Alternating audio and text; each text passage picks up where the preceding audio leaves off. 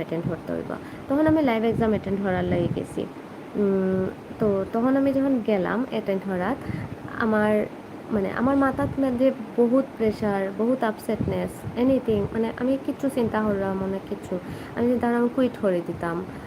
But ওটাও আমার turning point আছিল। এদিন আমি যতটা আপসেট আসলাম, আমি ও টাইমটাত ভাবছি আমি যে আমার ধরেন আমি এক্সাম অ্যাটেন্ড করাত গেছি, ডেফিনেটলি আমার মাথার মাঝে ঘুরে যে এই এক্সামটার উপরে অনেক কিছু ডিপেন্ড করে।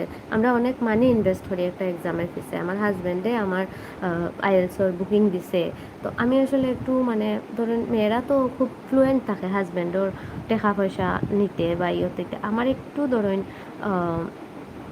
একটু প্রবলেম হইতো যে আমি চিন্তা করতাম অনেক কিছু, যে তার অতটা টাকা হে ইনভেস্ট করছে, আমি কিতা করতাম। তো আমি কিতা করলাম যে মানে আমি চিন্তা ভাবনা করি আমি কুইট করতে আসলাম। তখন মানে কি তখন একটা স্ট্রাইক আইছে আমার মাথার যে this is the time when I can perform. আমি যদি এখান থেকে বারোই যাই আজকে সেও ক্ষতি হইতো।